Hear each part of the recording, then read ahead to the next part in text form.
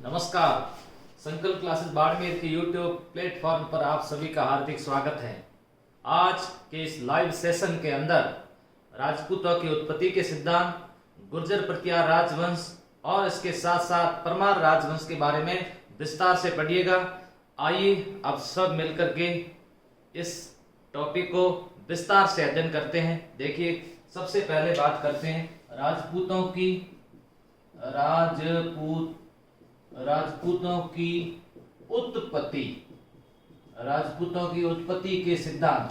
देखिए, राजपूत काल पूछे ना, राजपूत काल कौन सा है? काल, अगर राजपूत काल पूछा जाए तो 7वीं शताब्दी से लेकर के 12वीं शताब्दी तक का काल किस नाम से जाना जाता था? राजपूत काल के नाम से जाना जाता था। 7 और 12, 7 और 5 12, 7वीं शताब्दी से 12वीं शताब्दी राजपूत। पहला सिद्धांत अग्निकुंड का सिद्धांत। अग्निकुंड का सिद्धांत नंबर 1 सिद्धांत आता है अग्निकुंड का सिद्धांत। ये सिद्धांत देने वाला कौन है? चंद्रबरदाई ने पुस्तक लिखी थी जिसका नाम था पृथ्वीराज रासो। इसके अंदर इन्होंने बताया कि माउंट आबू नामक स्थान पर एक ऋषि थे जिनका नाम था ऋषि वशिष्ठ ने एक यज्ञ किया था। ऋषि का नाम था वशिष्ठ। ऋषि वशिष्ठ ने यज्ञ किया था और इस यज्ञ से 4 राजपूत राजवंशों का उदय हुआ। 4 राजपूत राजवंशों का उदय हुआ। कौन कौन से? परमार, प्रतिहार, चौहान और सोलंकी को चालुक्य कहते हैं। चालुक्य। तो ध्यान रखें, पहला राजवंश निकला परमार के, दूसरों को मारेगा। प्रतिहार के, हार के आएगा। चौहान हानि होगी। सोलंकी, जिसकी कितनी लंकाएं होगी? 100 लंकाएं होगी। ये ठीक है। तो 4 राजपूत राजवंश कैसे याद करना है आपको? परमार, प्रतिहार, चौहान और सोलंकी, इस तरह से याद करना है। इसका समर्थन कर दिया। देखो, सूर्यमल मिश्रण और मोणोत नैन्सी ने इसका समर्थन कर दिया। राजस्थान के राज्य कवि सूर्यमल मिश्रण ने इसका समर्थन किया कि यह सिद्धांत सही है, अग्निकुंड का सिद्धांत सही है। इन 4 राजपूत राजवंशों का जो उदय है वो यज्ञ कुंड से हुआ है। दूसरा, मारवाड़ के अबुल फजल मोणोत नैन्सी ने भी इसका समर्थन कर दिया। अब आपकी और मेरी क्या हिम्मत जो इसका खंडन करे। ये दोनों तो इसका समर्थन कर चुके हैं। इसके अलावा खंडन किसने किया? खंडन की बात आती है तो डॉक्टर गौरीशंकर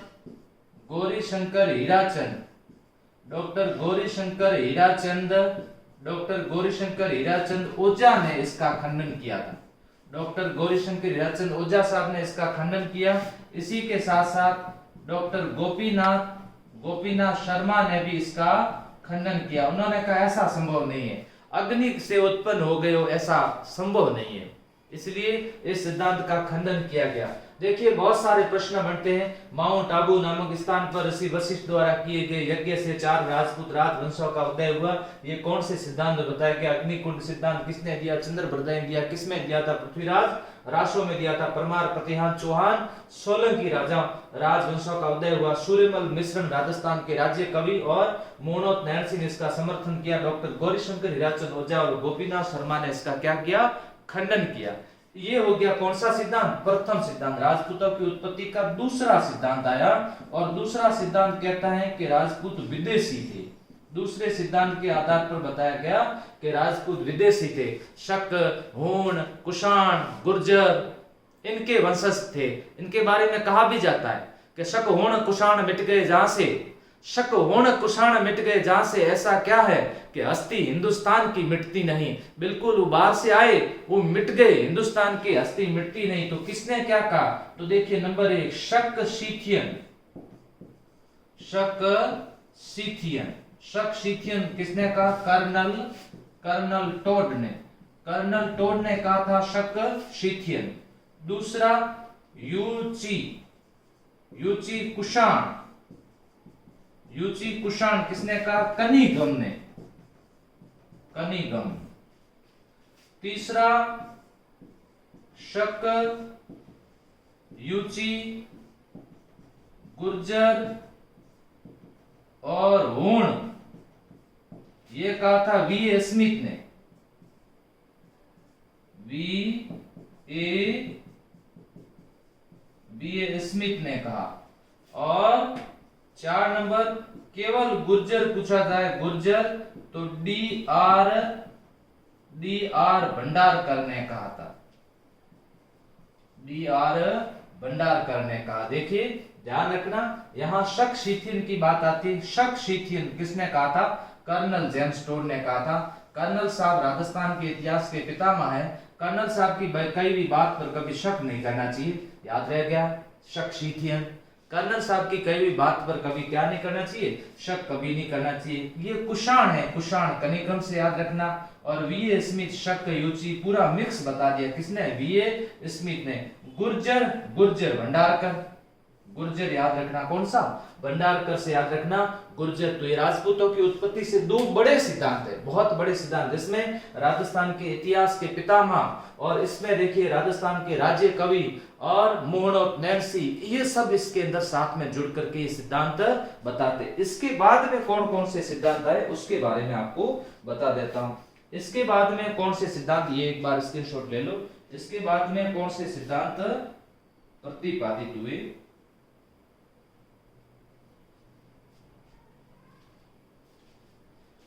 दो सिद्धांत के बाद में तीसरे सिद्धांत की बात करते हैं, राजपूतों की उत्पत्ति के सिद्धांत।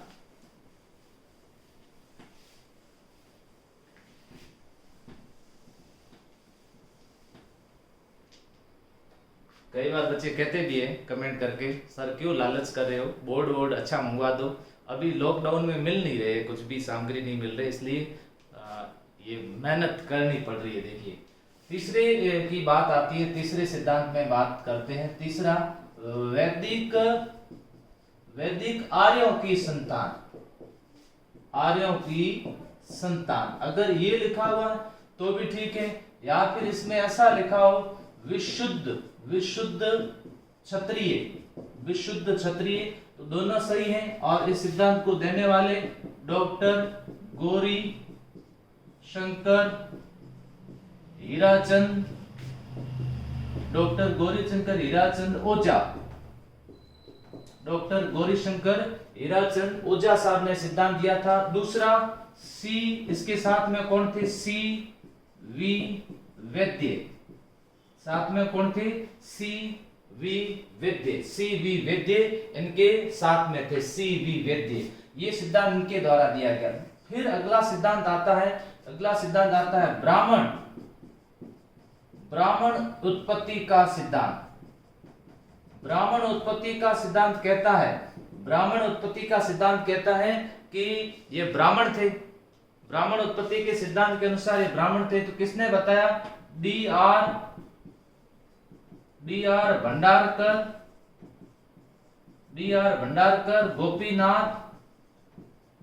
गोपीनाथ शर्मा। इन्होंने कहा कि ये, शर्मा जी खुद है ब्राह्मण तो कहेंगे, इन्होंने कह दिया कि ये ब्राह्मण थे। इसके बारे में इन्होंने कुछ तर्क दिया। इन्होंने ये बताया कि मंडोर शिलालेख के आधार से जानकारी मिलती है कि मंडोर शिलालेख के आधार पर जानकारी मिलती है कि गुर्जर राजा जो थे, गुर्जर प्रतिहार जो थे, वे ब्राह्मण क्षत्रिय थे। इसके बारे में बताया कि राजा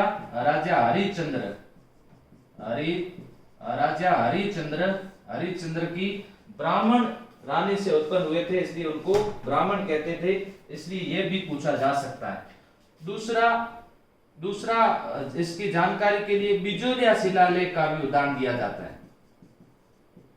बिजोलिया शिलालेख के अंदर बताया गया चौहानों को वत्स गोत्रीय ब्राह्मण बताया गया। तीसरा बताया जाता है कि गोहिल जो हैं, गोहिल राजाओं को नागर ब्राह्मण बताया गया। नागर ब्राह्मण बताया गया। इसके बारे में उल्लेख रसिक प्रिया टीका में किसके द्वारा किया गया? कुंभा के द्वारा किया गया कि गोहिल या फिर गुहादित्य जो थे, गोहिल जो थे, वे नागर ब्राह्मण थे। ऐसी कहानी का भी उल्लेख मिलता है कि पुष्पावती कमलावती को कहती है कि इसका विवाह किसी ब्राह्मण कन्या से करवाना। तो यहाँ पर इस तरह से इन जो ये साक्ष्य हैं, इन साक्ष्यों के आधार पर बताया जा सकता है कि कौन थे। इसलिए मंडोर शिलालेख, बिजुलिया शिलालेख और गोहिलों को नागर बताने वाले कौन? ये गोपीनाथ शर्मा रसिक प्रिया टीका के अंदर यहाँ ये जानकारी मिलती है। तो ये तीसरा सिद्धांत वैदिक आर्यों की संतान। चौथा सिद्धांत हो गया ब्राह्मण उत्पत्ति का सिद्धांत। इसके अलावा कौन सा सिद्धांत आया उस पर बात करते हैं।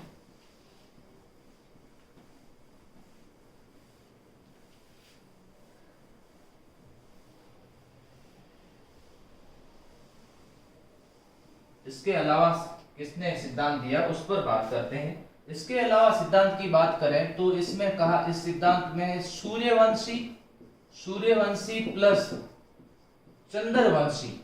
सूर्यवंशी और चंद्रवंशी सिद्धांत दिया।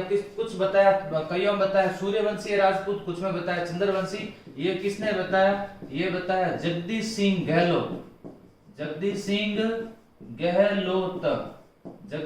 गहलोत, डॉक्टर गौरीशंकर ओझा, डॉक्टर दशरथ शर्मा, इन्होंने इसका समर्थन किया। इन्होंने सभी ने इसका समर्थन किया कि सूर्यवंशी और चंद्रवंशी थे। जैसे हर्षनाथ अभिलेख आप पढ़िएगा, हर्षनाथ किताबों में ऐसा दिया हुआ है। हर्षनाथ अभिलेख के अंदर चौहानों को सूर्यवंशी बताया गया। बाकी अधिकतर अभिलेख के अंदर चौहानों को चंद्रवंशी बताया गया। भाटी और यादवों को चंद्रवंशी बताया गया, राठौड़ों को सूर्यवंशी बताया गया, गोयलों को सूर्यवंशी बताया गया, कछवा राजाओं को सूर्यवंशी बताया गया, गुर्जर प्रतिहारों को सूर्यवंशी बताया गया। तो इस तरह से सूर्यवंशी और चंद्रवंशी बताया गया। अगला सिद्धांत सामाजिक आर्थिक क्रिया की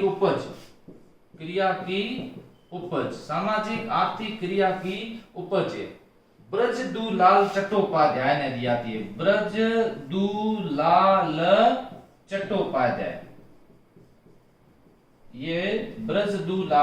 चट्टोपाध्याय ने ये सिद्धांत प्रतिपादित किया था। इसके अलावा अंतिम सिद्धांत बता देता हूं और है वो मिश्रित उत्पत्ति का सिद्धांत। आप बताओ किसने दिया था मिश्रित उत्पत्ति का सिद्धांत? उत्तर दे के बताओ, कमेंट बॉक्स में कमेंट करो। मिश्रित उत्पत्ति का सिद्धांत किसके द्वारा प्रतिपादित किया गया? मिश्रित उत्पत्ति का सिद्धांत दिया था डी.पी.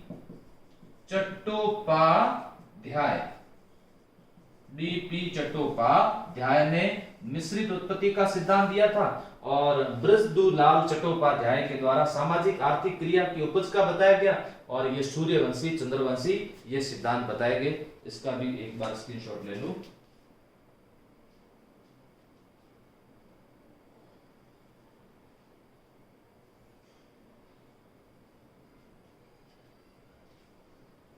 नेक्स्ट, राजपूतों की उत्पत्ति के सिद्धांत के बाद में बात करते हैं गुर्जर प्रतिहार राजवंश। महत्वपूर्ण है, गुर्जर प्रतिहार राजवंश से संबंधित अच्छे प्रश्न भी पूछे जाते हैं। गुर्जर प्रतिहार राजवंश,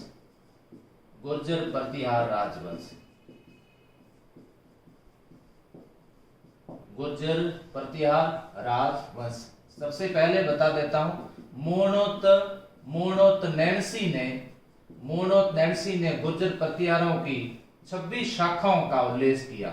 देखिए 26 शाखाओं का उल्लेख किया। उन्होंने बताया 26 शाखाएं थी। इतनी शाखाओं का उल्लेख किया गया गुर्जर प्रतिहारों की। गुर्जर प्रतिहारों की कुल देवी से संबंधित प्रश्न आ जाए, कुल देवी से प्रश्न आए तो चामुंडा माता, चामुंडा माता। और ये चामुंडा माता ही राठौड़ों की आराध्य देवी, ध्यान रहे, राठौड़ों की आराध्य देवी चामुंडा माता। चामुंडा माता का मंदिर मेहरानगढ़ दुर्ग में बना हुआ है। चामुंडा माता का मंदिर भीनमाल बना हुआ, जिसे सुंदा माता भी कहते हैं, और सुंदा माता इनकी कुल देवी है, सुंदा माता। ये लक्ष्मण के वंशज माने जाते हैं, लक्ष्मण के वंशज माने जाते हैं। प्रतिहार शब्द से तात्पर्य है द्वारपाल। प्रतिहार शब्द से तात्पर्य है द्वारपाल, द्वारपाल कहते हैं। छठी शताब्दी से लेकर के छठी शताब्दी से लेकर के और 10वीं शताब्दी तक इस गुर्जर प्रतिहारों का राज रहा है, गुर्जर प्रतिहारों ने अरब आक्रमण को रोकने में महत्वपूर्ण भूमिका निभाई। अरब से होने वाले आक्रमणकारियों को रोकने में इनकी महत्वपूर्ण भूमिका रही है। अरबों के इनको सबसे बड़ा, अरबों का इनको दुश्मन बताया गया, अरबों का, किसको? गुर्जर प्रतिहारों को। मोहम्मद नैन्सी ने 26 शाखाएं बताई, इसमें से 2 शाखाएं सबसे इंपॉर्टेंट, 2 शाखाएं कौन सी? एक तो मंडोर की शाखा और दूसरी है भीनमाल की शाखा। ध्यान रहे, मंडोर की शाखा और भीनमाल की शाखा। मंडोर की शाखा के संस्थापक, ये आरपीसी द्वारा पूछा गया, रज्जिल। मंडोर की शाखा के संस्थापक रज्जिल और भीनमाल की शाखा के संस्थापक नागभट्ट प्रथम भीनमाल शाखा के संस्थापक और मंडोर शाखा के संस्थापक रज्जिल। इनकी प्रथम राजधानी अगर पूछना आ जाए कि इनकी प्रथम राजधानी कौन सी थी? प्रथम राजधानी इनकी मंडोर थी, मंडोर इनकी प्रथम राजधानी थी। इनके संस्थापक आदि पुरुष पूछा जाए, आदि पुरुष कौन थे? आदि पुरुष अभी हाल ही में किसी एग्जाम के अंदर ये पूछा गया, आदि पुरुष कौन थे? राजा हरिश्चंद्र इसके आदि पुरुष या फिर इसके संस्थापक थे। राजा हरिश्चंद्र आदि पुरुष या फिर क्या थे? संस्थापक थे। हरिश्चंद्र आदि पुरुष संस्था। ये सामान्य परिचय की बातें हैं। देखिए, मोहम्मद नैन्सी ने 26 शाखाओं का उल्लेख किया। कुल देवी चामुंडा माता लक्ष्मण के वंशज माने जाते हैं। प्रतिहार द्वारपाल होता समय 6ठी शताब्दी 10वीं शताब्दी में। मुख्य रूप से इनका शासन कब से कब तक रहा? 6ठी से तो इनका उदय होता है, लेकिन 8वीं से 10वीं शताब्दी, ये 8वीं से 10वीं शताब्दी इनका उत्तर भारत पर शासन रहा है, उत्तर भारत पर इनका शासन रहा। जब इनका शासन था तब चौहान, गोहिल, जितने भी राजपूत राजवंश थे आस पड़ोस के अंदर, चंदेल, वे सभी इनके सामंत हुआ करते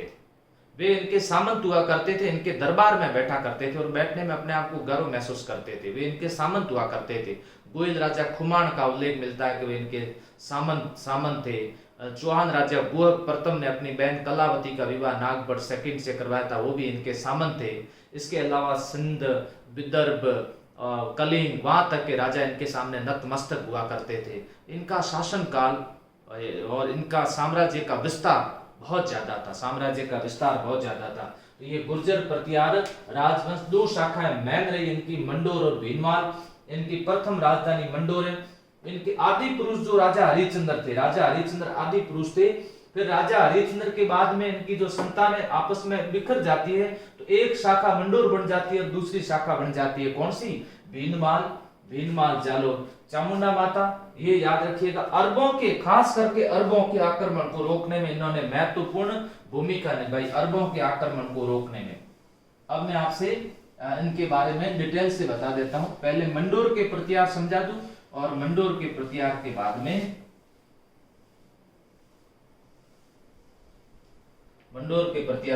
बात करेंगे भीनमाल के प्रतिहार। तो देखिए, मंडोर के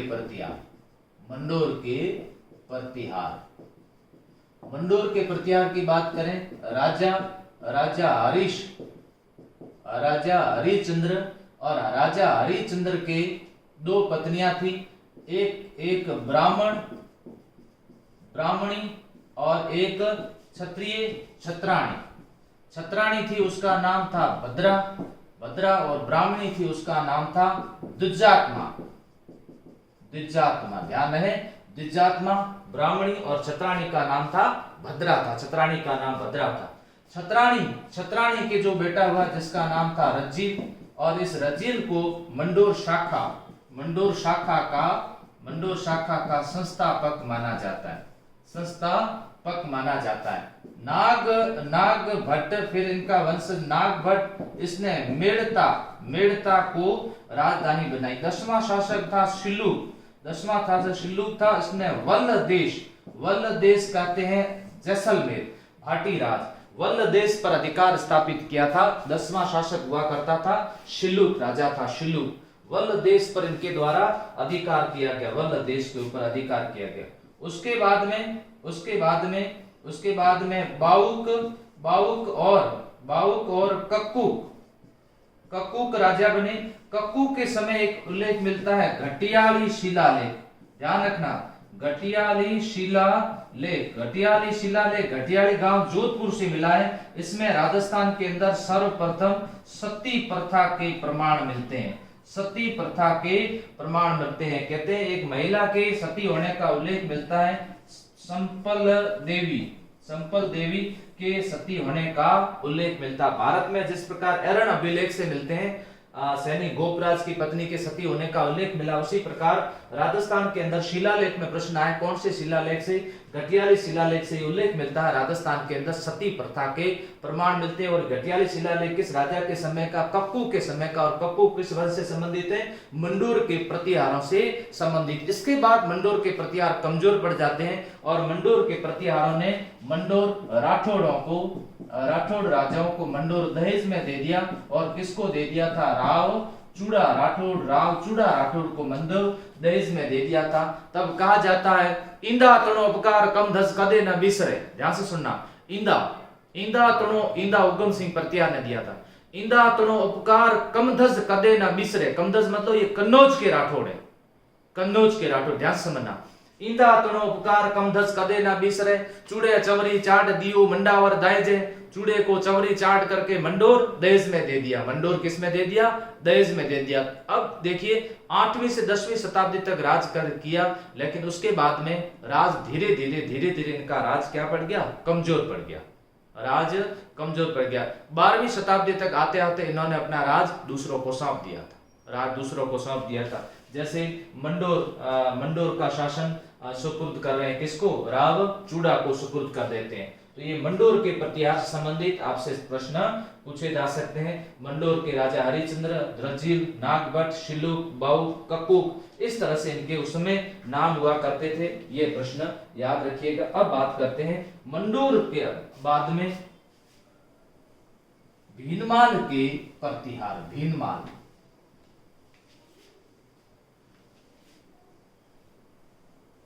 भीनमाल के प्रतिहारों की बात करें, भीनमाल में प्रतिहार वंश में कौन कौन से राजा हुआ करते थे? तो ध्यान रखना, भीनमाल के प्रतिहार में इस तरह से याद रखना, ना वस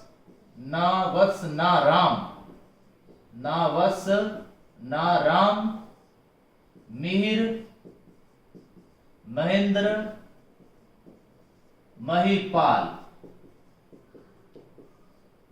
देखिए हमारे तो ना वस ना राम, हमारे तो मीर, महेंद्र, महिपाल। ना वस ना राम, हमारे तो मिहिर, महेंद्र, महिपाल। तो कैसे याद होगा आपको? देखिए नंबर 1 नाग भट्ट प्रथम, दूसरा ना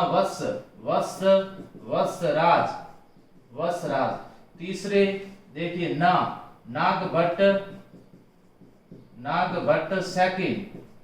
भट्ट सेकंड, फिर चौथा नंबर राम भद्र या रामदेव, मिहिर, 5वें नंबर मिहिर भोज, उसके बाद में महेंद्रपाल फर्स्ट, महेंद्रपाल फर्स्ट, और उसके बाद में 7 नंबर महिपाल फर्स्ट। ये पुराना इतिहास है और इस समय जब भी आप पढ़ोगे, किसी भी पुस्तक में पढ़ोगे, आपको थोड़ा सा कंफ्यूजन रहेगा, थोड़ा सा कंफ्यूजन रहेगा। जैसे मैं अभी जो पढ़ा रहा हूँ वो राजस्थान के इतिहास गोपीनाथ शर्मा और शर्मा पावा, इनकी पुस्तकों के सार किया, इनका मिश्रण किया पढ़ा रहा हूँ। तो उनमें और किसी गाइड में मैंने देखा है, उसमें थोड़ा सा अंतर रहेगा, उससे कोई फर्क नहीं पड़ेगा। देखिए 750 से लेकर के 780 तक, 780 तक राजा रहे थे। फिर 780 से लेकर के 810 तक राजा रहे, 810 से 833 तक राजा रहे, 833 से 836 तक राजा रहे, 836 से 885 तक राजा रहे, 885 से 910 तक राजा रहे, और 910 से लेकर के 943 तक राजा रहे। और उसके बाद में इनका साम्राज्य लगभग कमजोर पड़ चुका था। एक एक राजा के बारे में बात करते हैं और इनके इतिहास को पढ़ने की कोशिश करते हैं। मेरा ऐसा मानना है, इतिहास जब भी कोई राजवंश पढ़ो, इतिहास का कोई भी राजवंश पढ़ो, पढ़ने से पहले हमें ये ध्यान रखना चाहिए, पढ़ने से पहले हमारे ये ध्यान में आना चाहिए कि इस राजा में कौन कौन से राजा हुए। ये जब ध्यान रह जाएगा, आपको इतिहास में कभी दिक्कत नहीं आएगी। देखिए बात करते हैं, सबसे पहले इस राजा को पढ़ते हैं, और इस राजा का नाम है नागभट्ट फर्स्ट। इनको मंडोर तो हो गया, इनको भीनमाल शाखा का संस्थापक माना जाता है। भीनमाल शाखा का, इनकी राजधानी क्या थी? राजधानी भीनमाल हो गई। राजधानी भीनमाल कहां पर है? राजधानी भीनमाल जालोर के अंदर है, जालोर के अंदर भीनमाल राजधानी होगी। दूसरी राजधानी इनके समय उज्जैन, दूसरी राजधानी उज्जैन। ये भीनमाल और उज्जैन राजधानी हुआ करते थे। नागाव लोक इनकी उपाधि थी, नागाव लोक नारायण या मलेच्छों का नाशक इनकी उपाधि हुआ करती थी। नागाव लोक, नागभट्ट सेकंड का भी दरबार को नागाव लोक का दरबार कहते हैं, इनके दरबार को भी नागाव लोक का दरबार कहते हैं, नागाव लोक का दरबार कहते हैं। अब ऐसा बताया जाता है इनके समय के राष्ट्रकूट राजा दंती दुर्ग ने उज्जैन के अंदर, स्थान पूछे कौन सा? उज्जैन के अंदर हिरण्यगर्भ महादान समारोह का आयोजन किया था। तब नागभट्ट प्रथम ने द्वारपाल का काम किया था, इसलिए इनको प्रतिहार भी कहते। द्वारपाल के कारण इनको प्रतिहार भी कहते। ध्यान से समझना बात को, द्वारपालों कन्हैया से कह दो। बाहर जो द्वार के ऊपर खड़े रहते थे उनको द्वारपाल कहते थे। ये राष्ट्रकूट राजा दंती दुर्ग, ये अमोघ वर्ष ताम्रपत्र से उल्लेख मिलता है कि राष्ट्रकूट राजा दंती दुर्ग ने उज्जैन में, कहां पर बताओ? उज्जैन में कौन सा समारोह करवाया था? हिरण्यगर्भ महादान समारोह। कौन सा? हिरण्यगर्भ महादान समारोह करवाया था, जिसमें द्वारपाल के रूप में कौन उपस्थित हुए थे? द्वारपाल की भूमिका में कौन रहे थे? नागभट्ट प्रथम कौन है? भीनमाल शाखा के संस्थापक है। नागभट्ट प्रथम नारायण मलेच्छ कौन? अरबों को कहा जाता है। किसको? अरबों को कहा जाता है। इसका दमन करने वाला, इसको नागाव लोक भी कहते हैं, नागाव लोक भी कहते हैं।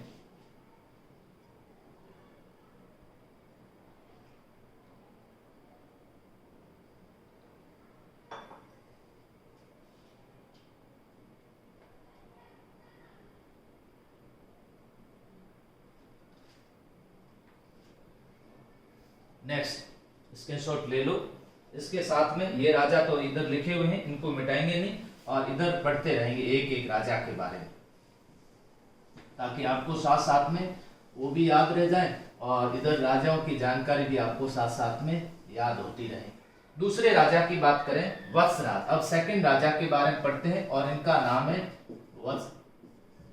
वत्सराज। वत्सराज के बारे में ऐसा बताया जाता है, वत्सराज को मंडोर भीनमाल के जो प्रतिया राजवंश है इसका वास्तविक संस्थापक माना जाता है।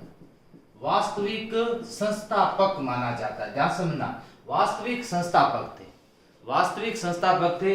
इन्होंने कन्नौज पर अधिकार कर लिया। कन्नौज पर अधिकार को लेकर के भारत में त्रिकोणीय संघर्ष चला था। त्रिपक्षीय संघर्ष चला था और इस कन्नौज पर इन्होंने अधिकार स्थापित किया था। राजधानी नहीं बनाई, राजधानी नागभट्ट सेकंड बनाएंगे, लेकिन कन्नौज पर इनके द्वारा अधिकार स्थापित किया गया जिसका नाम था वत्सराज। वत्सराज को रण हस्तिन की उपाधि प्राप्त थी। रण हस्तिन, रण हस्तिन से तात्पर्य होता है रण में किसके समान, युद्ध में हाथी के समान। रण हस्तिन की उपाधि प्राप्त थी। त्रिकोणीय संघर्ष किस पर अधिकार को लेकर, देखिए किस पर अधिकार को लेकर त्रिकोणीय संघर्ष शुरू हुआ था, किस पर अधिकार को लेकर के, कन्नौज पर। क्यों? कन्नौज का स्थान रिक्त हो चुका है, किसकी मृत्यु के बाद, हर्षवर्धन की मृत्यु के बाद। अब किसके बीच में होगा, इधर बंगाल के पाल, ध्यान से समझना, बंगाल के पाल और दक्षिण भारत के राष्ट्रकूट और इधर से कौन, इधर से आएंगे प्रतिहार, इनके बीच में प्रतिहार, राष्ट्रकूट और पाल, इन राजाओं के बीच में त्रिपक्षीय संघर्ष प्रारंभ हुआ था। यह त्रिपक्षीय संघर्ष की शुरुआत किसने की थी, वत्सराज ने की है। त्रिपक्षीय संघर्ष की शुरुआत किसने की है, वत्सराज ने की है। वत्सराज द्वारा कन्नौज पर अधिक आक्रमण किया गया, कन्नौज पर आक्रमण किया गया और कन्नौज पर आक्रमण करके वहां पर कन्नौज पर जो राज था, आयुध वंश के शासक हुआ करते थे इंद्रायुध, और उनको पराजित कर दिया। इंद्रायुध को पराजित कर दिया और बंगाल के राजा धर्मपाल द्वारा आक्रमण किया गया, तो धर्मपाल को भी इन्होंने पराजित कर दिया। इन दोनों को पराजित कर दिया, धर्मपाल को और इंद्रायुध को पराजित कर लिया। लेकिन ध्यान रखना, राष्ट्रकूट राजा उस समय नाम था ध्रुव। राष्ट्रकूट राजा ध्रुव से वत्सराज पराजित हो गए। ध्यान रखिएगा, राष्ट्रकूट राजा से पराजित हुए। बाकी बंगाल के पाल और चक्रायुद्ध, क्या कहते हैं इनको, कन्नौज के राजा इंद्रायुध को इन्होंने पराजित किया था। इसके साथ में प्रश्न आता है कि इनके द्वारा ओसिया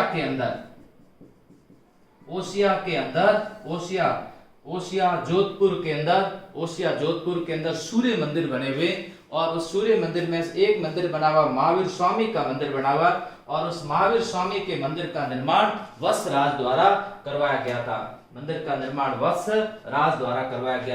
वत्सराज को वास्तविक संस्थापक माना जाता है। कन्नौज पर इनके द्वारा अधिकार किया गया।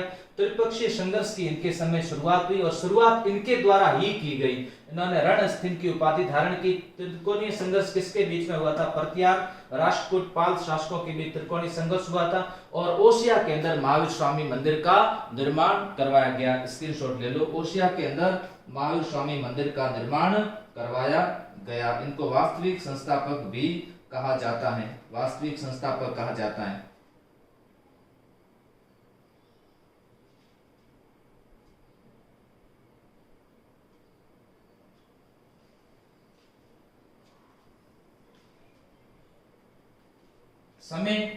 समय इधर दिया हुआ देखिए, 780 से 810, 738 के अंदर एक पुस्तक लिखी जाती है, कुवल्य माला, जिसके रचनाकार कौन थे बताओ, कुवल्य माला ग्रंथ किसने लिखा था, कुवल्य माला ग्रंथ के रचनाकार थे उद्योधन सूरी। वो इनके समय वो ग्रंथ लिखा जाता है। अब अगले राजा कौन बनेंगे, वापस नागभट्ट नाम से बनेंगे, लेकिन इस बार नागभट्ट सेकंड है। नागभट्ट सेकंड को नागावलोक, इसके दरबार को नागावलोक का दरबार कहते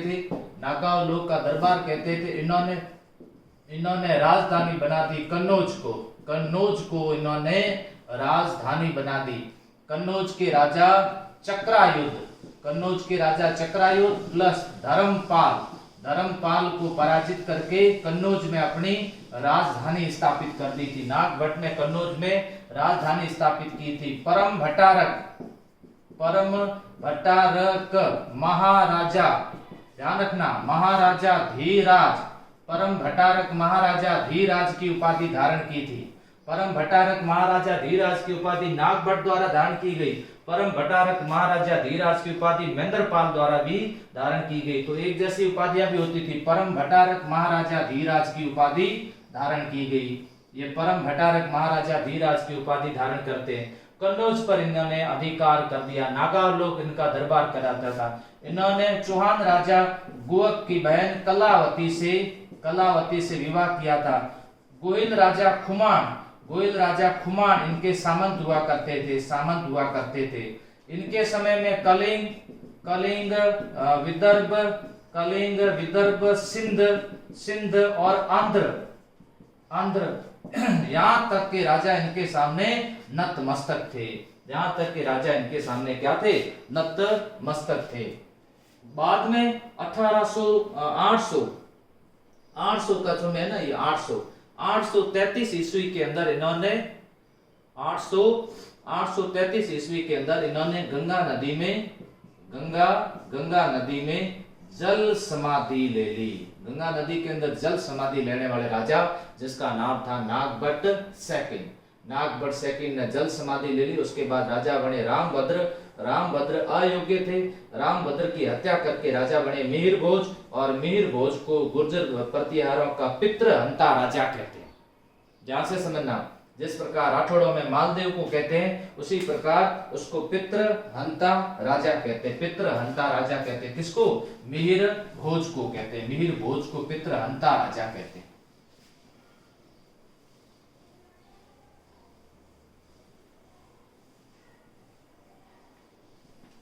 इसी समय ये नामभद्र और मिहिर भोज पढ़ते हैं। अब अगली हेडिंग रहेगी मिहिर भोज की बात करें। मिहिर भोज शक्तिशाली शासक थे। मिहिर भोज संपूर्ण पृथ्वी को जीतना चाहते थे। संपूर्ण पृथ्वी को विजित करना चाहते थे। इनकी जानकारी ग्वालियर प्रशस्ति से मिलती है। याद रखना, ये बहुत अच्छा प्रश्न है। ग्वालियर प्रशस्ति से मिलती है। इनकी जानकारी अरब यात्री सुलेमान किताबुल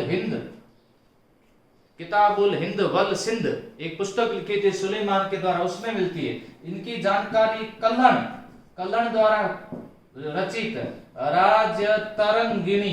राजतरंगिणी में इनकी जानकारी मिलती है। ये बहुत महत्वपूर्ण है, ध्यान रखिएगा। ग्वालियर प्रशस्ति अरब यात्री सुलेमान अरब यात्री ने इनको अरबों का सबसे बड़ा दुश्मन बताया। किसको? मिहिर भोज को अरबों का दुश्मन बताया गया। मिहिर भोज ही राजा थे जिन्होंने पहली बार राष्ट्रकूट किसी राजा को हराया था। इससे पहले राष्ट्रकूट राजा इनसे पराजित नहीं हुए। वत्सराज राष्ट्रकूट राजा ध्रुव से लड़े थे, वत्सराज हार गए। नागभट्ट गोविंद तृतीय से लड़े थे, नागभट्ट हार गए। लेकिन इन्होंने कृष्ण द्वितीय को पराजित कर दिया। राष्ट्रकूट राजा कृष्ण द्वितीय को इन्होंने पराजित किया था। वो राजा कौन थे? उस राजा का नाम मिहिर भोज था। आदिवराह, ध्यान से समझना, आदिवराह की इन्होंने उपाधि धारण की। विष्णु के भक्त थे ये, विष्णु के परम भक्त थे। आदिवराह की उपाधि धारण की थी इन्होंने। मिहिर, प्रभास, आदिवराह ऐसी इनके उपाधियां थी। मिहिर, प्रभास, आदिवराह ये उपाधियां थी। आदिवराह द्रुम इन्होंने चांदी प्लस तांबे के सिक्के चलाए थे। आदिवराह द्रुम इनके द्वारा चांदी और तांबे के सिक्के चलाए गए थे। देखिए, सिक्के चलाने वाला राजा वो भी मिहिर भोज था। मिहिर भोज संपूर्ण पृथ्वी को विजित करना चाहता, जिसने आदिवराह की उपाधि धारण की थी। ग्वालियर प्रशस्ति से जानकारी मिलती है। अरब यात्री सुलेमान के ग्रंथ से जानकारी मिलती है। कल्हणकृत राजकृत तरंगिणी से इनकी जानकारी मिलती है। राष्ट्रकूट राजा कृष्ण द्वितीय को पराजित किया। आदिवराह मिहिर का मतलब था सूर्य, प्रभास आदि उपाधियां धारण की। विष्णु का परम भक्त था। आदिवराह ध्रुव नामक सिक्के चलाए थे। चांदी और तांबे के सिक्के चलाए थे। इनके द्वारा सिक्के चलाए गए। और ये राजा कौन थे? मिहिर भोज थे। नागभट्ट प्रथम, वत्सराज, नागभट्ट सेकंड, रामभद्र, मिहिर भोज, फिर महेंद्रपाल और महिपाल। इनके बारे में आपको जानकारी दे दूं ताकि गुर्जर प्रत्याश संबंधित कोई भी प्रश्न आए तो आप अच्छे से उसका उत्तर दे सकते हैं।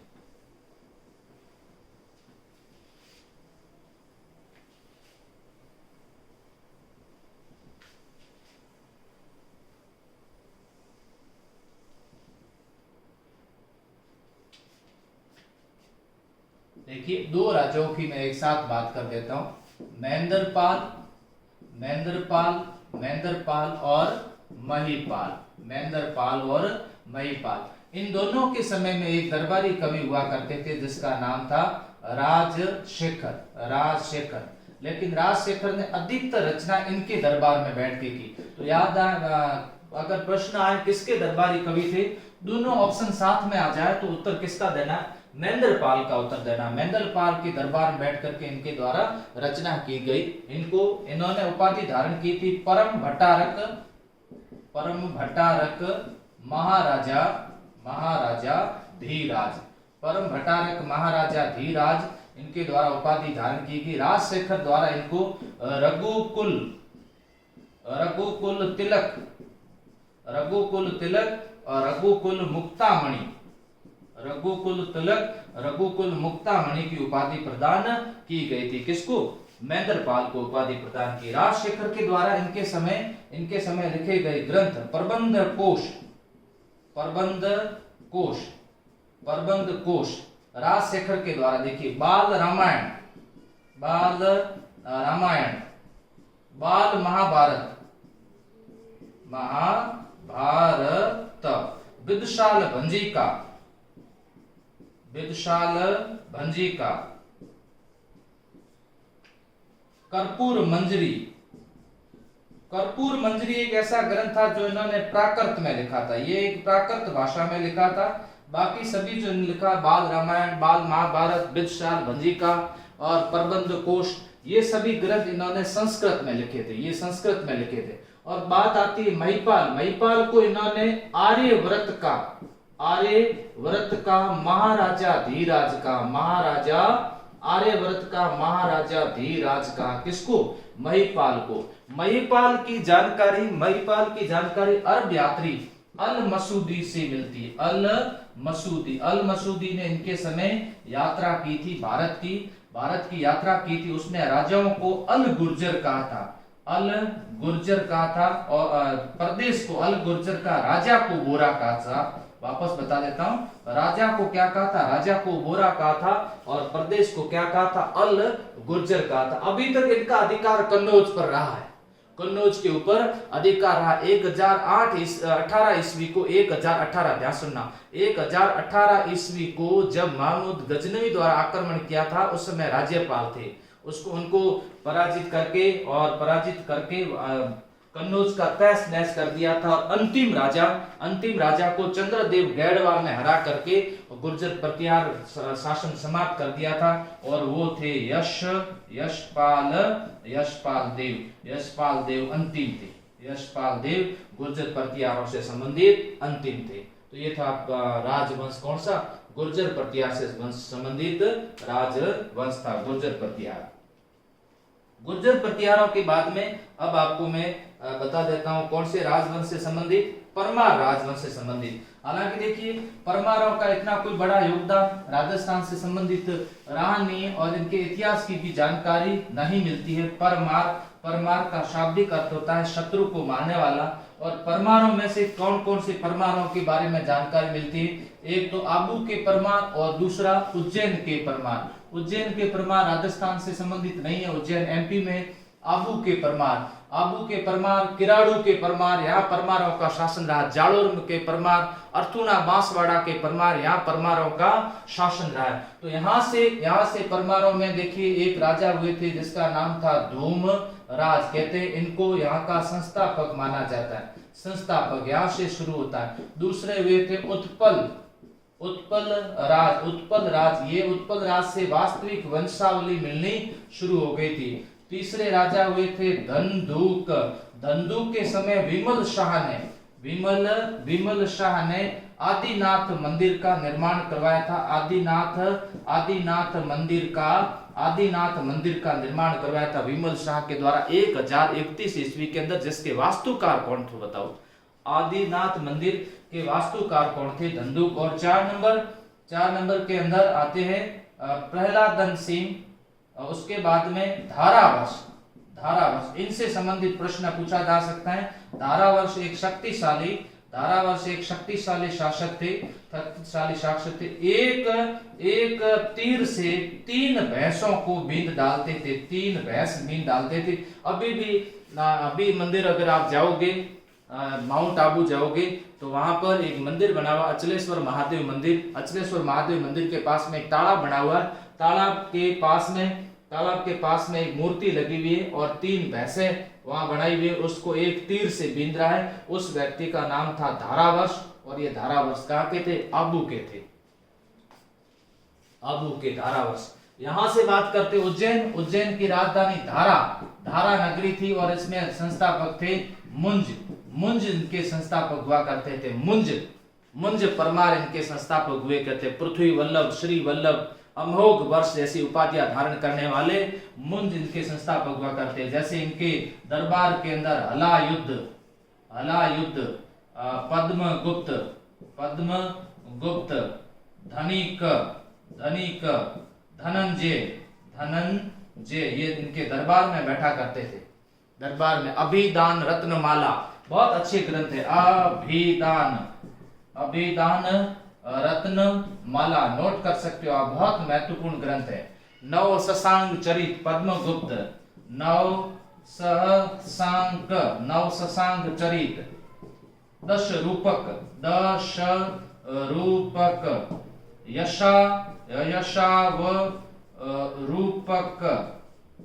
यशावरूपक ये ग्रंथ लिखे गए थे इनके समय। ये महत्वपूर्ण इनसे में पूछे जा सकते हैं। और उसके बाद में दूसरे राजा के बात आती है भोज परमार, और भोज परमार के बारे में खूब सारे किस्से प्रसिद्ध है। भोज परमार दानी शासक हुआ करते थे, प्रसिद्ध दानी शासक हुआ करते थे।